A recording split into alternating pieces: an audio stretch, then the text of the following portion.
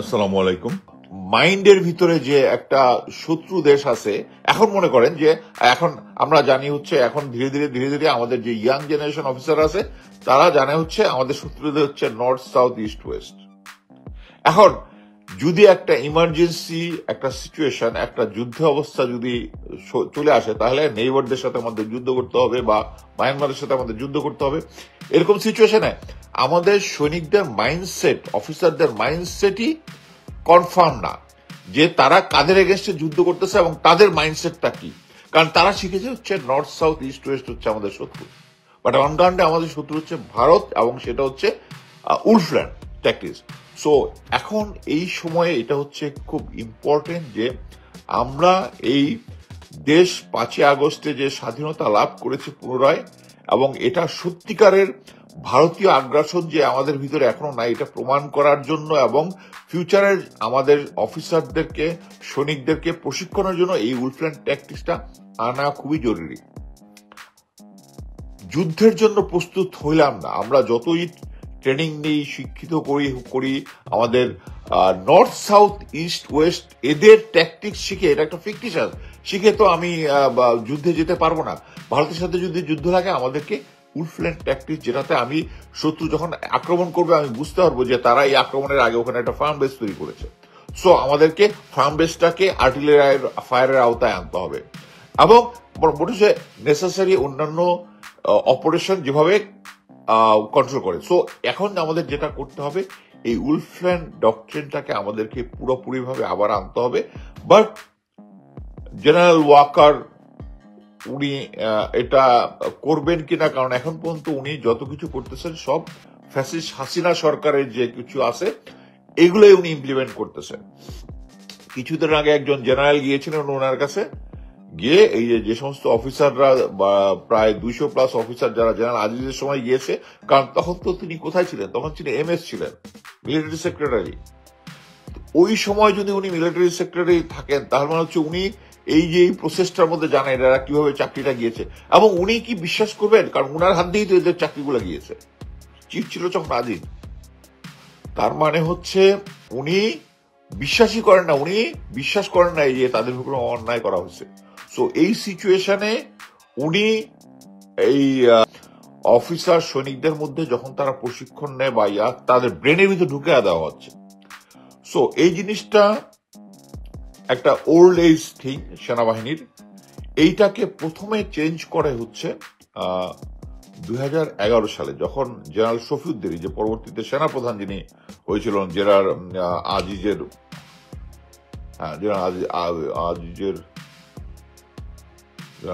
আগে, anyway general Shafiuddin যে সেনাপ্রধান ছিলেন তখন তিনি ছিলেন ডাইরেক্টর মিলিটারি ট্রেনিং। 2011 সালে তখন সেনাপ্রধান ছিলেন জেনারেল মবিন। প্রথম তিনি একটা আর্মি লেভেল, মানে হচ্ছে সৈনিকরা তখন সৈনিক বা ডিভিশনাল লেভেলে যায় না, আর্মি লেভেলে, মানে যেটা আর্মি হেডকোয়ার্টারে একটা কমান্ড পোস্ট এক্সারসাইজ হয়েছে, ওখানে প্রথম তারা এই উলফল্যান্ডটাকে সাইডলাইন করে একটা ফিকটিশিয়াস এনিমে বানালো। ফিকটিশিয়াস কি, যে বাংলাদেশ একটা দেশ, বাংলাদেশের বাউন্ডারিতে আছে, যে আমরা যারা জাস্টিস ফর কমরেড একটা অফিসারদের গ্রুপ আছে যারা এই সময় নির্যাতিত হয়েছে বিভিন্ন সময় এবং চাকরিচ্যুত হয়েছে বা তাদের কি বলে প্রিমেচুর রিটায়ারমেন্ট তাদেরকে জোর করে করেছে, এটা তো উনি বিশ্বাসই করেন না, এবং এইটাই হচ্ছে কনফ্লিক্ট অফ ইন্টারেস্ট। এই কারণে উনি, যেহেতু ব্রিগেডিয়ার হাসান নাসির স্যার এটা নিয়ে ফাইট করতেছেন, উনি ওনার সাথে বসবেন না। উনি এটা না বসার জন্য প্রথমে বিএনপির মহাসচিব ফখরুল ইসলাম আলমগীরকে বলেছেন যে আমি ইয়ার সাথে বসবো না, এবং কয়েকদিন আগে ফখরুদ্দিল্লাহ আলমগীর ওনার সাথে হাসান নাসির স্যার একটা কনফারেন্স করেছে, আরো কয়েকজন জেনারেলের সাথে করেছে। তারা যেহেতু উনি একজন আনকম্প্রোমাইজিং, উনাকে ম্যানেজ করতে পারতেছেন না। এরপরে আমরা দেখলাম যে জুলকারনাইন স্যার একটা এরকম ভালো পেশেন্ট নামে একটা চিঠি বের করে দিল, উনি নকল করছে। ওয়ারেজ এই স্টাফ কলেজ যেমন একটা পরীক্ষা যেখানে কোনো লিখিত পরীক্ষাই নাই, আর ওই যদি কোনো লিখিত পরীক্ষা না থাকলে স্টাফ কলেজে ওয়েস্টল্যান্ড সাউথল্যান্ড, সংক্ষেপে নিউজ অ্যালায়েন্স, এই 4টা দেশ আমাদের শত্রু দেশ।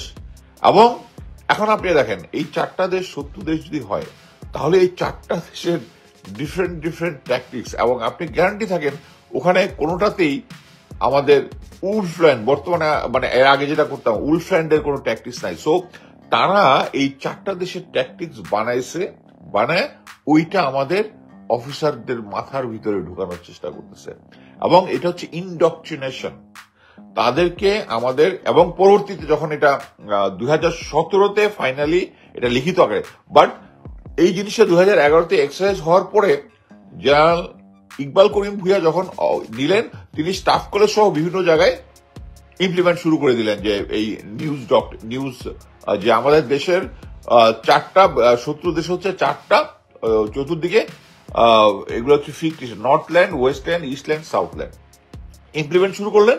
এবং ফাইনালি লিখিত আকারে এটা বের হয়েছে হচ্ছে তখন হচ্ছে 2017 সালে। তখন ডাইরেক্টর মিলিটারি ট্রেনিং ছিলেন কি বলে ব্রিগেডিয়ার জেনারেল রেদওয়ান, তখন এখন বর্তমানে যিনি হচ্ছেন এই কিছুর আগে এনটিভিসিতে ছিলেন, এখন সামহার জিওসি, মেজর জেনারেল রিদওয়ান। এবং এই জিনিসটা করেছে হচ্ছে জেনারেল আজিজার আমলে ফাইনালি লিখিত হবে, মানে শফিউদ্দিন স্যারের পরে হচ্ছে জেনারেল আজিজ। সো এখন আপনি দেখেন যে আমাদের সৈনিকরা অফিসাররা যখন প্রশিক্ষণ নিত, তারা জানে উলফল্যান্ড ট্যাকটিক্স কি হবে, শত্রু কিভাবে মুভমেন্ট করে, শত্রু কিভাবে অপারেশন করে জানে। এইগুলা আস্তে আস্তে 2011 থেকে শুরু করে আমাদের অফিসারদের সৈনিকদের ব্রেন থেকে উলফল্যান্ডটা বের করে দিছে। উলফল্যান্ডটা বের করে দিয়ে একটা ফিকটিশাস শত্রু 4টা দেশ বানাচ্ছে, এবং এটার ট্যাকটিক্স থেকে শুরু করে আমি মনে করি যে তাদের বিভিন্ন ইনফরমেশন যেগুলো আছে ইউনিট লেভেলের যে সমস্ত বই থাকতো, জিএসটিভি থাকতো, ওগুলাকে তারা চেঞ্জ করেছে। তার মানে হচ্ছে কি আমাদের যে দখল করতে যাচ্ছি এটাতে ডিটারমাইন, মানে আগেই ধরে নিচ্ছি যদি অ্যাটাক ফেল হয় তাহলে যেন এই গ্রাউন্ডটা আমি ধরে রাখতে পারি, মানে এটা some sort of mind set. Anyway, আমরা উলফল্যান্ড ট্যাকটিক্স কি জন্য পড়তাম, যে যদি শত্রু দেশের সাথে আমাদের যদি যুদ্ধ লাগে তাহলে তাদের অপারেশন, তারা যখন অপারেশন পরিচালনা করবে তাদের মাইন্ডসেটটা বোঝার জন্য। সো আমরা যখন ধরে নেই যে আমরা যদি সিলেটের জন্য একটা অপারেশন করি, আমাদের এখানে আছে 17 ডিভিশন, ওদের আছে 20 মাউন্টেন ডিভিশন। সো এই মাউন্টেন ডিভিশনের মধ্যে কতগুলো ব্যাটালিয়ান আছে, আমাদের কিন্তু ওই মাউন্টেন ডিভিশন অর্গানোগ্রামের একটা বই আমাদের কাছে আছে, এবং একটা না মানে মাল্টিফেরাস, তাদের যেহেতু প্রদেশ লেভেলের বিভিন্ন প্রদেশের নাম উল্লেখ করে ওখানে ব্যাটালিয়ান আছে, আর ডোগরা ব্যাটালিয়ান, জাট ব্যাটালিয়ান, শিখ ব্যাটালিয়ান, এই যেগুলো আছে মাউন্টেন ডিভিশন, তারপরে ফ্রন্টিয়ার ফোর্স, প্রত্যেকটা ফোর্সের কিভাবে তারা অপারেশন পরিচালনা করে এবং তাদের ড্রেস কি, তাদের ডিপ সাইন কি, তাদের গাড়ির ট্যাগ নাম্বার কি, যাতে যে কেউ সামনে যখন যুদ্ধের সময় একটা গাড়ি দেখে বুঝতে পারে এটা হচ্ছে ওই ব্যাটালিয়ানের গাড়ি বা ওই ডিভিশনের গাড়ি। এই জিনিসগুলা হচ্ছে এই উলফল্যান্ড ট্যাকটিক্স, এবং এইগুলোর ট্যাকটিক্স পার্ট 1, 2 আছে। এটা হচ্ছে আমাদের, আমরা সবাই জানি যে আমরা বিভিন্ন সময়ে, আমি বিভিন্ন টক শোতে বলেছি যে আগে আমরা যখন সেনাবাহিনীতে প্রশিক্ষণ নিতাম তখন ফিল্ড ট্রেনিং এক্সারসাইজ বা যেটা ট্রুপস অন গ্রাউন্ডে আছে অথবা কমান্ড পোস্ট লেভেলে যে সমস্ত এক্সারসাইজ হতো, তখন আমরা শত্রু দেশ এবং বন্ধু দেশ এই দুটায় ভাগ হয়ে এক ধরনের এক্সারসাইজ হতো, যেটা সকল আর্মিতেই চলে। সেটা হচ্ছে আমরা তখন অ্যাকচুয়াল আমাদের যে স্ট্রেংথ আছে সেনাবাহিনী, আমরা নিজেদের দেশকে বলতাম হচ্ছে গ্রিনল্যান্ড, এবং আমাদের প্রতিবেশী ভারতকে বলতাম উলফল্যান্ড, এবং মায়ানমারকে বলতাম আমরা হচ্ছে ড্রাগনল্যান্ড।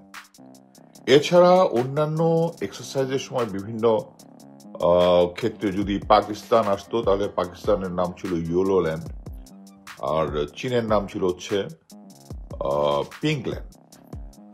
আর একইভাবে ভারত যখন তাদের প্রশিক্ষণ পরিচালনা করে তখন তারা নিজ দেশকে বলে হচ্ছে স্বর্গরাজ্য, এবং পাকিস্তান হচ্ছে তাদের নরক রাজ্য, আর চায়না হচ্ছে চন্ডাল রাজ্য। সো এটা একটা দেশের ট্যাকটিক, যেটা আমরা যখন অ্যাটাক হয় বা ডিফেন্স হয় বা ট্যাকটিক্যাল রিডিপ্লয়মেন্ট হয়, এগুলা অপারেশনাল টার্ম, যারা সিভিলিয়ান হয়তো বুঝতে পারবেন না।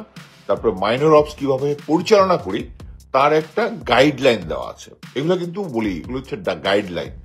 এটার মানে এটা হচ্ছে এটা কনফার্ম মানে ওইটাই ফলো করবো তা না, বাট এটা হচ্ছে গাইডলাইন। এবং ভারতের ওরকম একটা গাইডলাইন আছে, সেটা হচ্ছে উলফল্যান্ড ট্যাকটিক্সে আমরা আমাদের অফিসাররা যারা ভারতে প্রশিক্ষণে যায় বা আগের থেকে যে সমস্ত জিনিস ছিল, আমরা যখন একসাথে ছিলাম ব্রিটিশ আর্মির অধীনে, যে সমস্ত ট্যাকটিক্স এবং পরবর্তীতে তারা এই ডক্টরেটটা, যেমন আমরা যদ্দূর জানি আমরা মেজর অপারেশনের মধ্যে শুধু অ্যাটাকের ট্যাকটিক্সটা ইয়ার কিছুটা ভিন্ন, ভারতেরটা কিছুটা ভিন্ন।